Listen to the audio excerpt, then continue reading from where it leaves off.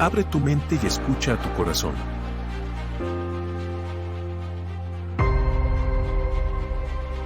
Vamos a hablar de la diferencia básica entre el método científico y la física cuántica.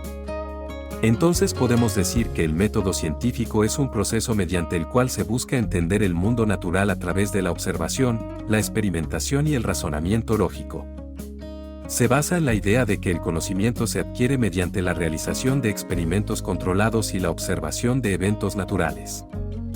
La física cuántica, por otro lado, es una teoría científica que se utiliza para describir y entender los fenómenos a nivel subatómico, como los electrones y los fotones.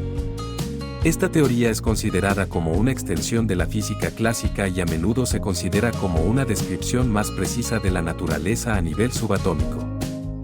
La principal diferencia entre estos dos enfoques es que el método científico se enfoca en la observación y experimentación de eventos naturales, mientras que la física cuántica se enfoca en el estudio de los fenómenos subatómicos.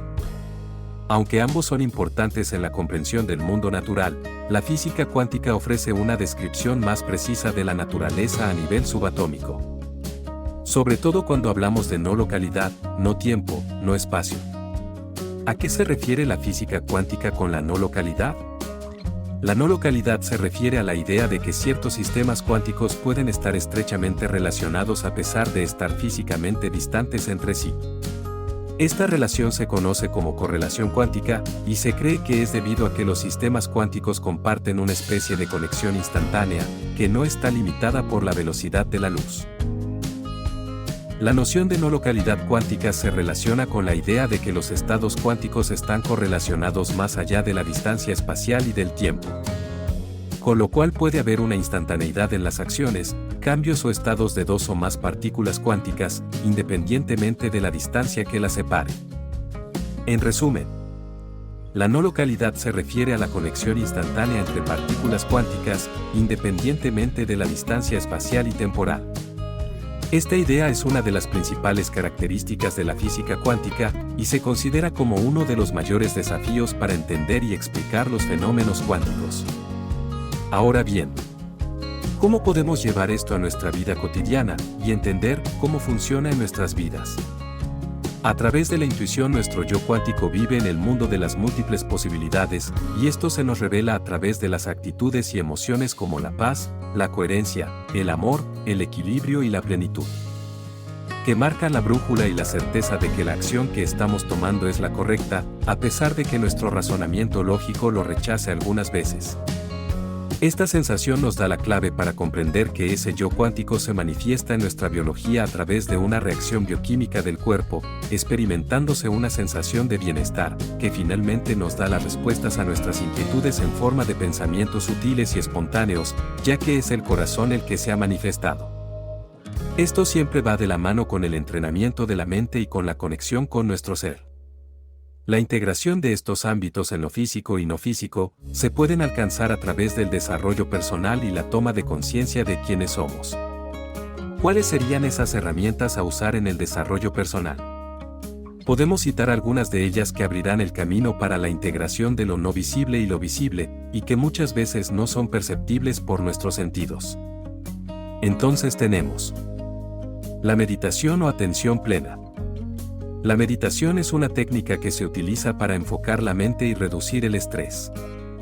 Puede ayudar a mejorar la concentración, la memoria y el bienestar emocional.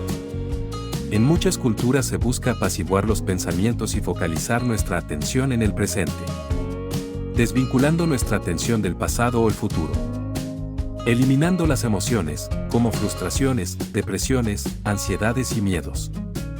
Nos ayuda a reducir el estrés, mejorar la relación con nosotros mismos y con los demás, y mejorar la calidad de vida en general. El ejercicio físico. El ejercicio es importante para mejorar la salud física y mental. Ayuda a reducir el estrés, mejora el sueño y eleva el estado de ánimo. Además que físicamente cuando hacemos ejercicio liberamos hormonas como las endorfinas, que nos hacen sentir más felices, eufóricos y alegres, y que tienen un efecto analgésico natural que reducen el dolor, el estrés o la ansiedad. Escribir un diario. Escribir en un diario puede ayudar a procesar y comprender los pensamientos y sentimientos. También puede ayudar a identificar patrones y tendencias en el comportamiento.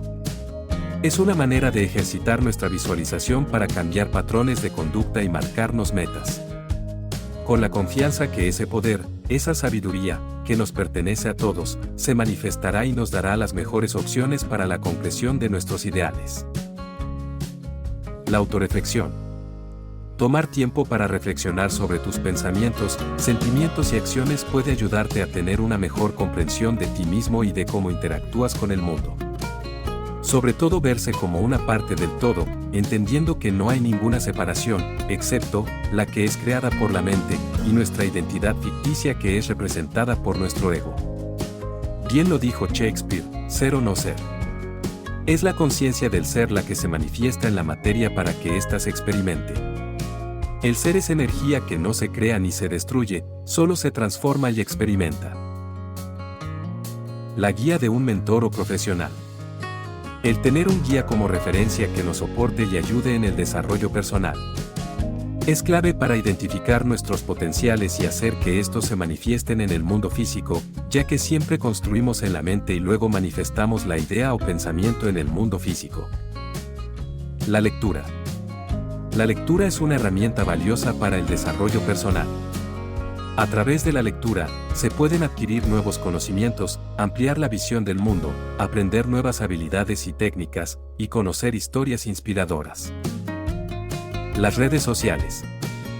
Conectarse con otras personas y compartir experiencias y habilidades puede ayudar a construir relaciones significativas y mejorar el bienestar emocional. La formación continua. Continuar aprendiendo a lo largo de la vida es una excelente manera de desarrollar nuevas habilidades y conocimientos, mejorar la autoestima, y mantener la mente activa y enfocada, ya que te proporciona un sentido de logro y autorrealización. Es importante mencionar que lo que funciona para una persona, no necesariamente funcionará para otra, y que es importante encontrar lo que funciona mejor para cada uno y ser constantes en su aplicación. Por ello la clave aquí es experimentar. No es el consumo de información lo que marcará la diferencia, es la aplicación del conocimiento y su experimentación lo que nos hará conscientes y plenos. Decide ser, elige en qué te quieres convertir. Abre tu mente y escucha tu corazón.